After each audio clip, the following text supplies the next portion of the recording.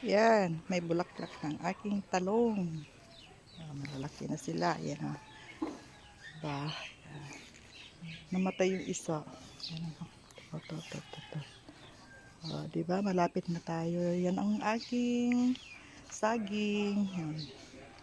Ito ang aking upo. Yan, upo. Ewan ko lang itong okra. Hindi ko alam kung itong okra kung mabubuhay. Kaya na ko nagtanim. Ito kalabasa ko. Maganda. Ayan pa o.